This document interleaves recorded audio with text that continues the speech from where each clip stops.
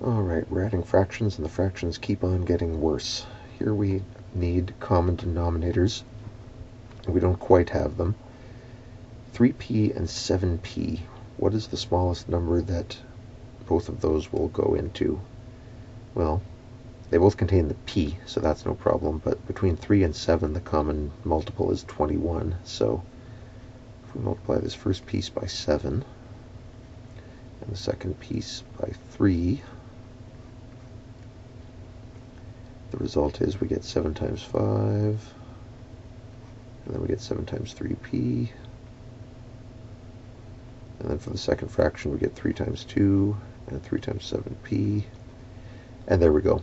Now we've got a common denominator of 21p. We can squish those two together to make a single denominator, 21p, and in the numerator we get 35 plus 6, which is 41. Restriction on the variable would be we don't want 21p to equal 0. And if you divide both sides of that by 21, you get p must never equal 0. 3y and 5, if you want to match those up, then you need, well, let's see, between 3 and 5 we need 15, so multiplying this first fraction by 5 will give us a denominator of 15y. Here, we need to multiply by 3 in order to get the 15. We also need to multiply by y. So we're multiplying by 3y and 3y upstairs as well. So just looking at the numbers, you look at 3 and 5 and you think, okay, from those my lowest common denominator is 15, and then you think, okay, also this fraction needs a y because the first fraction had one. So result is 5 times 1 is 5, 5 times 3 is 15, and then we have our y. 6 times 3 is 18, and then we have a y. And last one, 5 times 3 is 15, and then we have a y.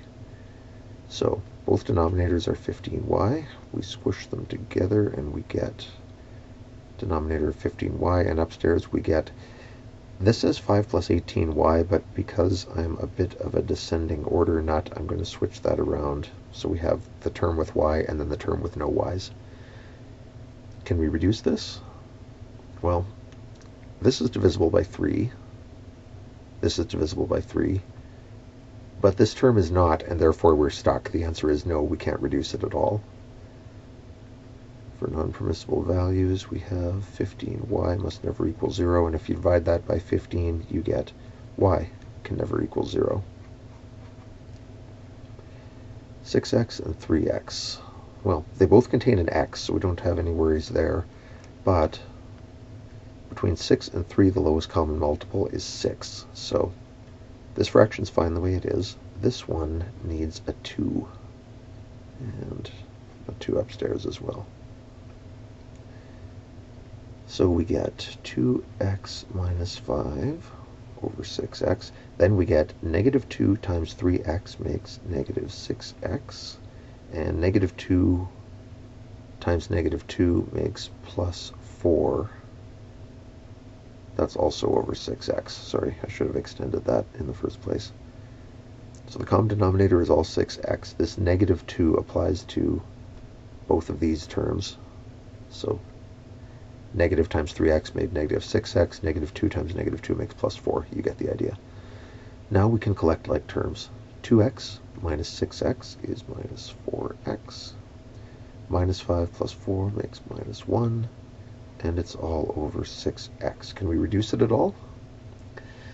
Not really. I'm a little bit tempted to factor in negative 1 out of the top, because then you could write 4x plus 1, and I kind of like pulling out those negatives, but I would never tell you you must, or even that you should do this, just that it's an option. You might like how that looks. For the restrictions, it's not too different from the other ones. We get 6x must never equal 0. Divide both sides by 6, and you get, it's a little repetitive by now, x can never equal 0. And last one. And the last one is a bit of a mess. Certainly the toughest of them all. For numbers, 2 and 5, our lowest common multiple is 10. So multiply here by 5 to produce a 10, and 5 up here because we have to. Here, I need to multiply by 2 to produce 10. I also need to give this second fraction an additional a, right? So that here I'm going to get 10a squared. Here, 5 times 2 will make the 10, a times a will make the a squared. Well, if I'm multiplying downstairs by 2a, I must multiply upstairs by 2a as well. And that gives us 5a, and then 5 times 7 is 35, and then negative 3 times 2a is negative 6a, and the whole works is over, you can take it from either one of these, whichever you find easier, 10a squared. 5a minus 6a makes minus a plus 35 all over 10a squared. Again, if this negative out front bugs you, it bugs me a little bit. You could factor it out and then write negative a divided by negative 1 is a, 35 divided by negative 1 makes negative 35.